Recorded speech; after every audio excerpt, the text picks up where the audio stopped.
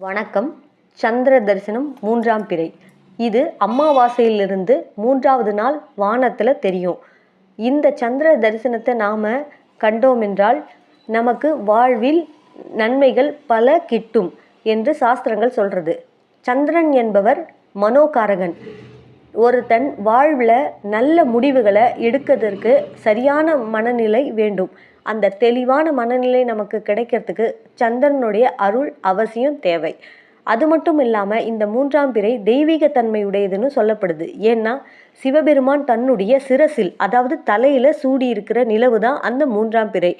So நாம் இந்த 3ஆம் பிறை தரிசனம் செய்தால் சிவனுடைய சிரசையே தரிசனம் செய்ததற்கு சமம். அதனால் நாம் இந்த யாவர்க்கும் உரைப்போம் பகுதியில் இனி வரும் தொடர்களாக 3ஆம் பிறையை பற்றியும் சந்திர தரிசனத்தின் பலன்களை பற்றியும் வரலாறை பற்றியும் தெரிஞ்சுக்கணும். நாம் சந்திர தரிசனத்தை பற்றி தெரிஞ்சுட்டு வரோம் இல்லையா? இந்த சந்திர தரிசனம் என்பது அமாவாசையிலிருந்து 3ஆம் நாளில் இரவு தொடங்குவதற்கு முன்னர் மாலை 6:30 மணி வாக்கில் வானத்தில் தோன்றும். அந்த டைமில் நம்ம மின் விளக்கெல்லாம் இல்லாத இடத்துல போய் நின்றுண்டு பார்த்தோன்னா சந்திர தரிசனம் நமக்கு கிடைக்கும். இந்த சந்திர தரிசனத்தை நாம் கண்டோம் என்றால் நம்மளுடைய முற்பிறவி பாவங்கள்லாம் நீங்கும்.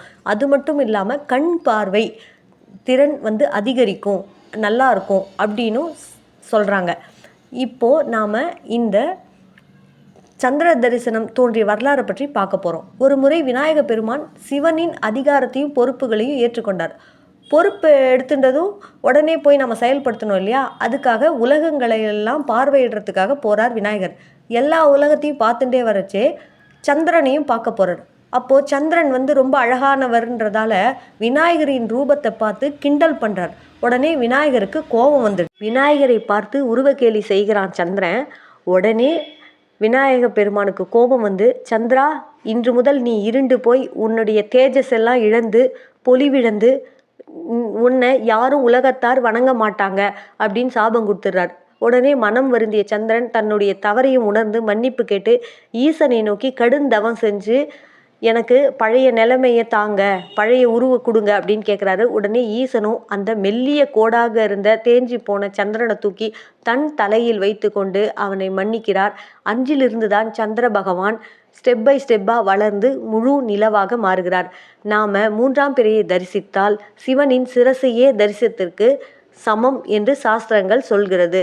எனவே நம்ம ஒவ்வொரு மாதமும் நாம் இந்த சந்திர தரிசனத்தை செய்து நம்முடைய ஞாபக சக்தியை வளர்த்து கொள்வோம், நம்முடைய முற்பிறவி பாவங்களை தீர்த்து கொள்வோம், கண் பார்வையையும் வலுப்படுத்தி கொள்வோம்.